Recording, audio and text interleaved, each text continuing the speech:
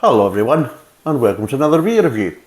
And we're back on the Scottish series, and I think the last one we did wasn't too bad actually, it was quite good. So it got not a bad mark, and I think that was a golden ale. Excuse me. And we're on to a session IPA from Scotland, nonetheless. Oh my. Has Scotland discovered, Has Scotland discovered an abundance of hops? Going by the kind of traditional way we brewed it, a lot of our beers were brewed without hops, so that's why I'm kind of making that kind of comment. People don't understand, thinking, what's the big idea for Scotland having hops? Because the tradition was to actually brew beers without hops, because we couldn't get them for many different reasons. So yes, this is from the Orkney Brewery, and it's called Island Life Session IPA. It's crisp, fruity and zesty. Surprised they haven't put hazy in there as well, but there we go.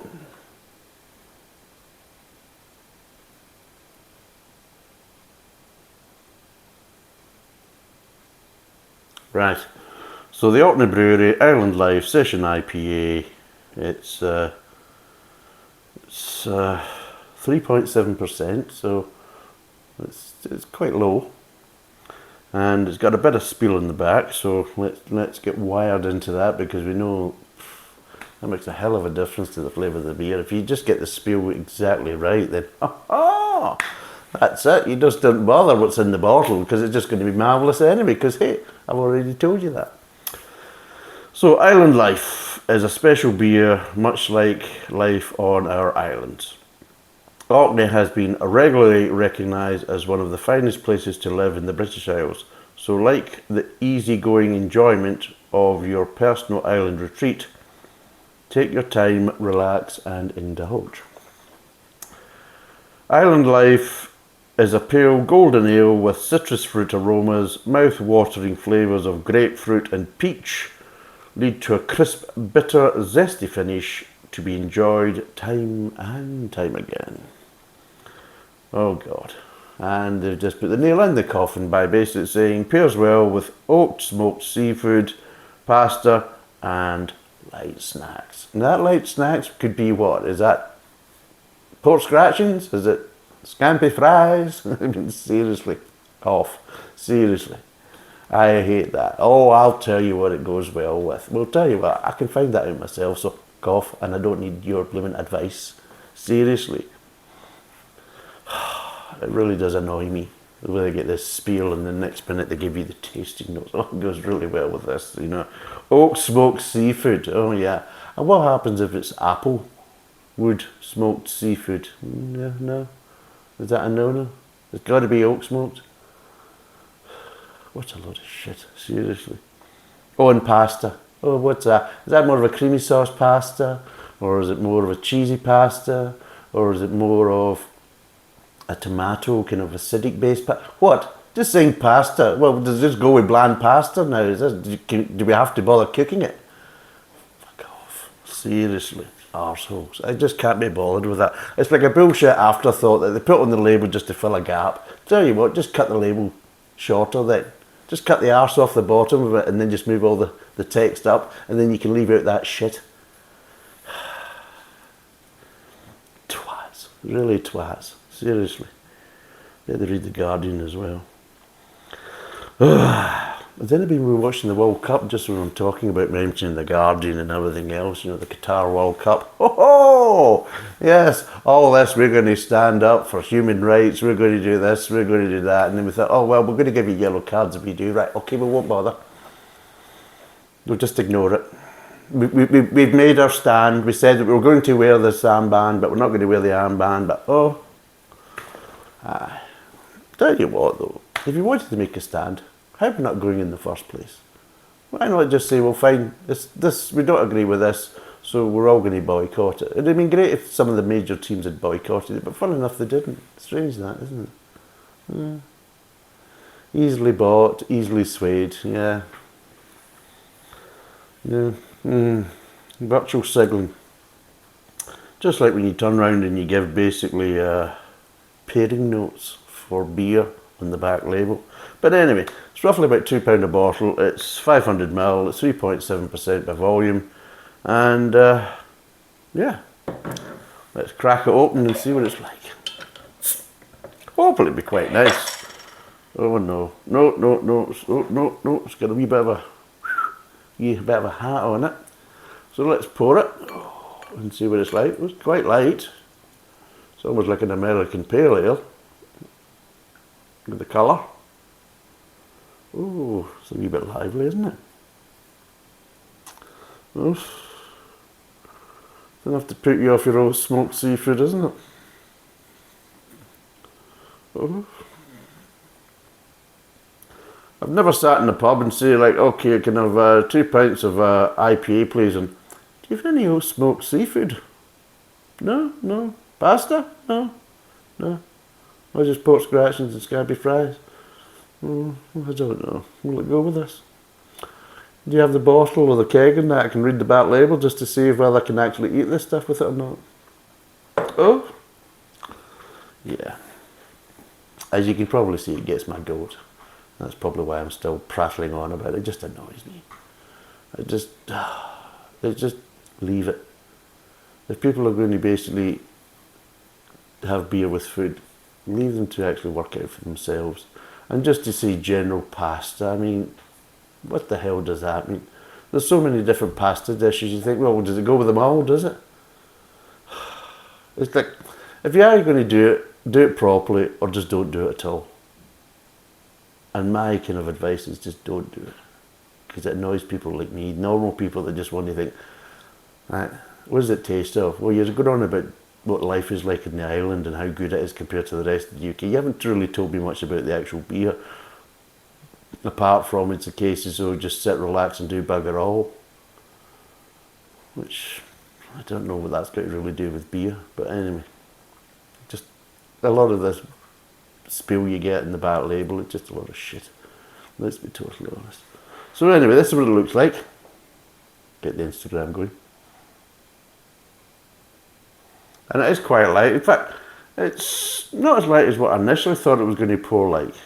I actually initially said it was more like an American Pale Ale, which is usually a bit lighter. But this is more like a kind of a golden ale almost in colour. Smell, I'm getting a little bit of citrus, bit of zestiness. No floralness, no real grain, and no malt really.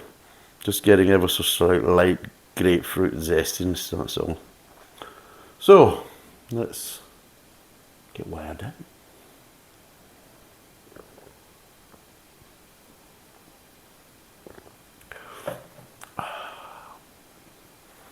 Well, unlike its back label, the flavours are a lot more subtle than the spiel in the back label. Right. If you're looking for a citrus IPA, this really isn't it. If you're looking for an IPA with little hints of citrus and just want to kind of maybe break yourself into the kind of the world of citrus hops, then this might be more suited to you from that point of view.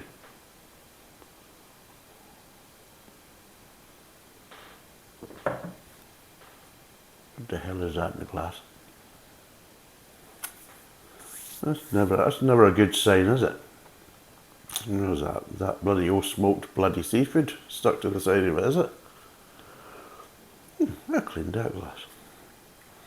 Anyway, while I'm sitting here poisoning myself with foreign objects in my glass, how would I rate this? Shall we break down the flavours and find out?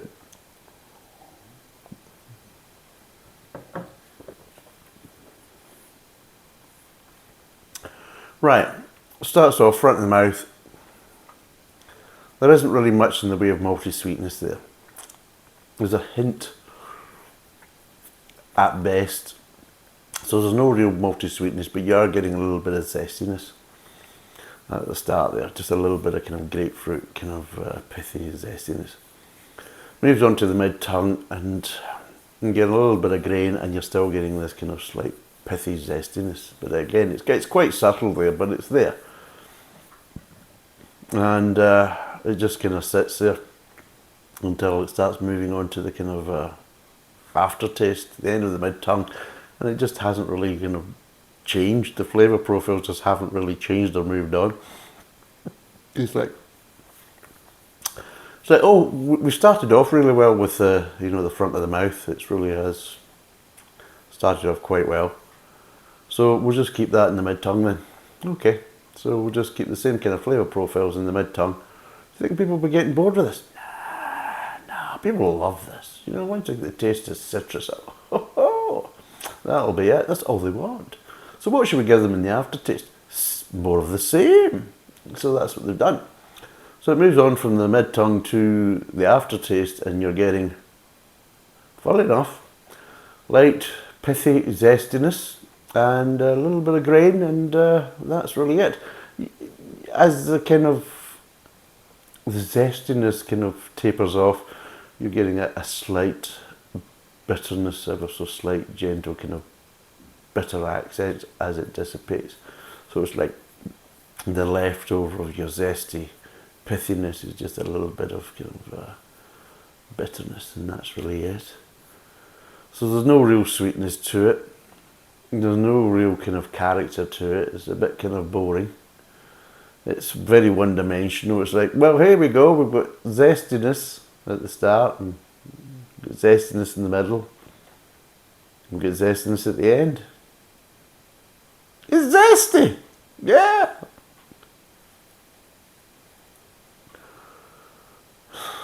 And that's it. So it's a one-trick pony. Very one-dimensional, lacking character and lacking body, because there's just no real transition between the front of the mouth and the aftertaste. It's basically almost like it's a linear flavour profile, which, trust me, in beer, you don't want that. It's like a good book, you want a good start, middle and an end. That's what it really comes down to. Beer is like a good book. This one is just like, well, hey, we started off with a great title. Ha-ha! And there's piss all happening after that. We're right there from the title, and we're just going to keep repeating the title as many times as we can till the end of the book. And hopefully people will love it. So yeah, well done, Orkney Brewery.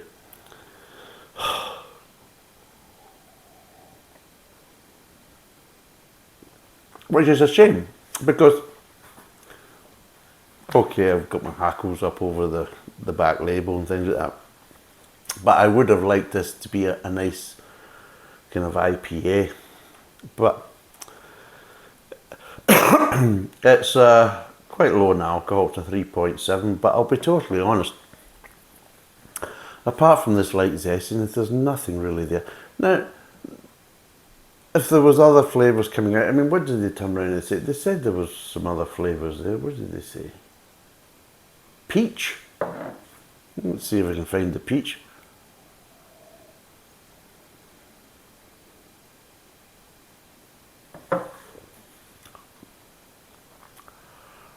Maybe, but it's like more of a kind of accent aftertaste of peach, really. But because you're not really getting it in the mid-tongue or the start of the mouth, you're getting it at the aftertaste, and you're losing it because as the zestiness kind of tapers off, you're left with a slight bitterness, which is kind of slightly overpowering. This very, very light hint of peach. So it's easy to miss, really. In fact, I'm still struggling to kind of get a real grip of it, to be totally honest.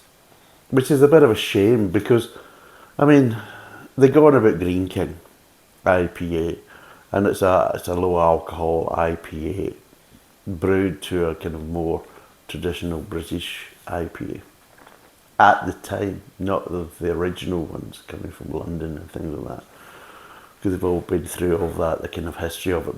But this was around about the 1930s, low alcohol, to kind of keep it more affordable for the masses. And even though that has uses different hops to get the effects, and of course there's more floralness, there's no real citrus to it. The body and character of that lower alcohol IPA is better than this. This is just lacking character because it's just very one-dimensional. Now there is good points. It's got a nice mouthfeel, and it is supposed to be sessionable, and I suppose if you look at it from that point of view, it is quite easy to drink. The problem is, though, it's just a very one-dimensional flavour. Look at it on the basis, it is nicer than a lager, because that wouldn't be kind of difficult. So if you compared this to the likes of Tennant's Lager and all this other stuff, and Stella and other crap that you get from the mainstream piss water suppliers, then yes, it's more interesting and for me more drinkable. But if you're comparing it to other IPAs and things like that, then I'd say it's kind of lacking a bit of character and a bit of body, just because of the flavours are a bit one-dimensional. So what would I give this out of 10?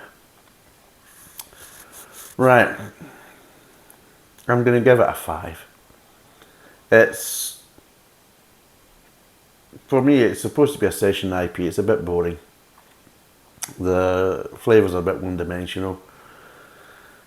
If you're trying to break into the kind of more citrus beers, then it might be a good place to start. If you're not a big fan of citrus beers, then you're not going to particularly like it. And it is very one-dimensional and quite bland and boring in some ways. It's just lacking character and body, just because it's got one flavour profile and it's from there from start to finish, and it's like nothing else. So yeah, the best I can give it is a 5 out of 10, and I've got to be honest, I'm probably being a bit generous to it, because it really probably is, I could take it below average scores, to be totally honest. I mean, average is basically bang in the middle, which is 5 out of 10. But I mean, I could be harsher on it and give it a 4. But I'm going to be fair with it. As a smaller brewery from the islands and things like that, so I'm going to give it a break and say, yeah. Because you've got the word session on it, then you kind of got away with it. But to be totally honest, I've had better. And for the price, I could get better. And that's what it really comes down to. So it's a 5 out of 10. It's 3.7%. It's 500ml bottle. It's roughly about £2 a bottle. I got it in the local Tesco's up in Scotland. I don't know whether you'll get this in supermarkets in Northern England, or do you have to go to Scotland to get it. But if you do, and you do see it, then give it a go and see what you think of it. But for me, it's only a 5 out of 10, and that's me being kind of generous. So, thanks for watching. Cheers, and bye for now.